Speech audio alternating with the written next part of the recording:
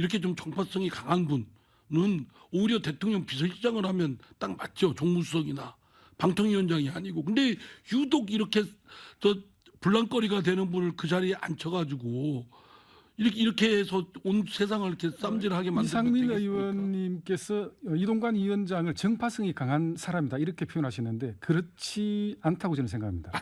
정파성이 강한 방송에 대한 본인이 나름대로 소명의식을 갖고 있다.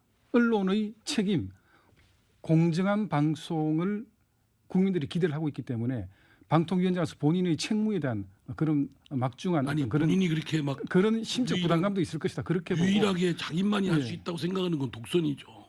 그죠? 이 세상에 생각이 다른 사람들이 얼마나 많이 모여 있어요.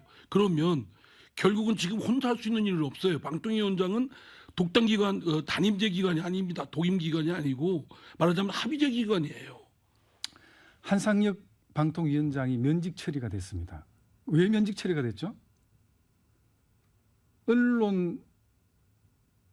언론의 재평가 과정에 방통위원들, 그 심사위원들의 조작이 있었기 때문에 거기에 한상혁 위원장이 개입한 걸로 정황이 나타나고 있습니다. 그래서 면직 처리가 된 거예요.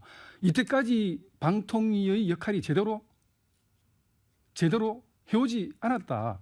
그래서 이번에 나름대로 소명의식을 갖고 방통위원장으로 보임이 되었기 때문에 거기에 대한 본인의 각오를 밝힌 거다. 아니, 그렇게 그러니까 보시면 그런 되고 전례를 방통위원장이 방통위가 제대로 역할을 해오지 못했기 때문에 새롭게 방통위원장 직무를 맡은 이동관 위원장 후보로 봐서는 그런 막중한 책임감의 의식을 표현한 거다. 그렇게 그런 이해를 해주시면 됩니다. 전례가 문제가 있다고 그래서 그런 생각했다면 부분은 이제 청문회 이 청문회를 정권은 앞두고 그러면 있기 안 되죠. 때문에 청문회 앞두고 있기 때문에 이동관 위원장의 그 발언에 대한 충분한 여러 가지 그 내용을 청취를 할 수 있을 거라 그렇게 봅니다. 그때 뭐 민주당 의원들도 청문회 직접 또 질의할 테고 그럴 때니까 그때 좀 지켜봐 주시죠. 예. 보도에 따르면은 그 여러 가지 하여튼 재산 증식에 있어서도 새로운 의혹들이 많이 제기되고 있구만요. 하여간 뭐 청문회 때 저희 당도 뭐 열심히 하여튼 따져보고 짚어보게 하겠습니다만 가장 문제는 전 여러 의혹들, 학폭 의혹이나 이런 것보다 가장 심각한 거는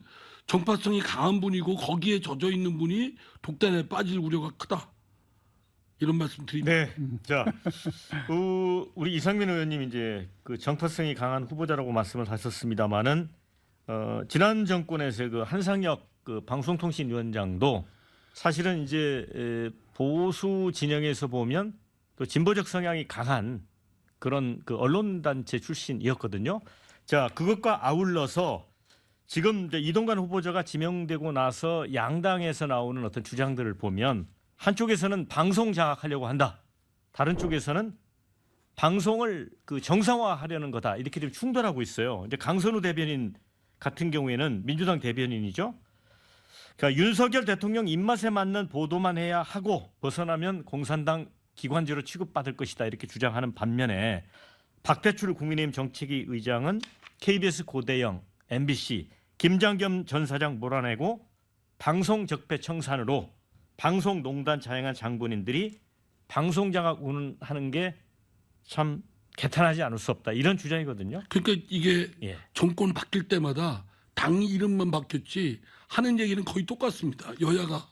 그래가지고 한쪽은 장악이다 그러면 한쪽은 뭐 언론개혁이다. 그래서 저희도 사실은 문재인 정부 때 뭐 그 한상혁 그 위원장이 아직 확정 판결은 안 났습니다만 그렇게 해서 그런 의혹을 살 부분이 있었으면 분명히 이건 잘못된 거죠.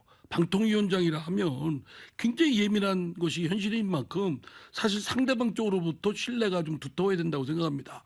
그런 측면에서 저희 쪽에 그 정치적 색채에 있는 인물을 방통위원장으로 앉힌 건 제 개인적인 생각으로는 적절치 않았다라는 생각입니다. 예, 한상혁 위원장이 그 종편 방송의 재승인 심사 과정에 그 심사위원들의 조작이 있었던 상황에 대해서 본인의 개입 여부가 지금 의혹을 받고 있습니다. 그런 일이 있을 수가 없죠. 그거야말로 방송 장악이죠.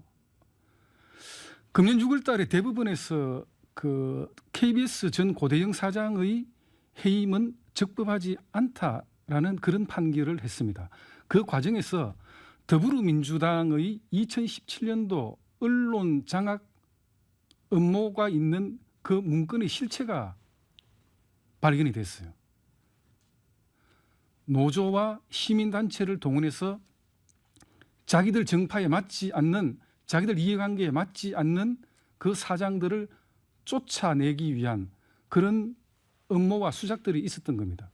방송 적폐 청산이라는 명분으로. 그런 거 그게 보지 말라는 그게 게 아니에요? 그래서 그러니까? 그런 언론 장악 시도, 이동관 위원장은 뭐라고 이야기했죠? 방송 장악 있을 수도 없고 있었어도 안 됩니다. 그렇게 이야기했지 않습니까? 이동관 위원장의 소신을 한번 믿고 필요하다면 청문회 때 그런 좀 그 관계가 규명이 될 수 있도록 그렇게 아니, 하시면 나는 될 것 같아요. 강도다라는 사람이 어디 있어요? 저 이동관 후보자가 그렇게 하는 엄명이 말이 오히려 그렇게 상대 쪽에 저항을 더 크게 불러일으킨다 이거예요. 그래서 저는 도움 말씀을 드리는데 지금 김상훈 의원님처럼 조목조목 다면서 점잖게 얘기를 하면 알아들 사람 다 알아듣는다니까요. 잘못한 게 저희 쪽에서도 잘못한 거에 대한 우리는 만약에 하면 다시 그 정권을 잡으면 이제 그런 일이 없도록 해야 되겠다 이런 생각들을 할 테고요. 근데 지금 이분이 하는 건 거의 전쟁 그 선포하듯이 하잖아요. 그러면은 상대가 그렇게 안 하려고 했던 사람도 똘똘 뭉쳐서 싸울 수밖에 없어요. 아마 이동관 후보자 이렇게 생각하는 거겠죠. 지금까지의 방송통신위원회는 제대로 언론들의 편파 방송을 묵인 방치해왔던 그런 잘못이 있기 때문에 본인이 방통위원장을 맡고 있는 그 기간 동안은 그런 사례가 재현되지 않도록 하겠다. 그런 의지의 표현이다. 저는 그렇게 생각을 하고 있습니다. 그러면 본인이 그렇게 안 하겠다는 각오를 해야지. 저 언론의 중에 우리나라 언론 중에 공산당 기관지와 같은 게 있으니까 가만 안 있겠다 이런 태세를 보이면 되겠습니까? 나는 내가 방통위원장 되면 절대 정파에 흔들리지 않고 선사 윤석열 정부 정권으로부터 어떤 정치적 압박이 와도 상대 쪽 또는 흔들림 있는 그런 것들을 안 하겠다. 이렇게 했으면 박수 받죠. 본인으로서는 지금 이게 전쟁과 같은 그런 상황이라고 인식을 하고 있는 왜 모양이죠. 전쟁이라고 예. 생각을 그러니까 하니까 참. 너무 현재의 방통위가 편파 방송을 묵인 방치해왔던 잘못이 있다. 이것을 본인은 고쳐야 된다. 이렇게 생각을 하고 아마 그런 그 발언을 하게 된 것 같습니다.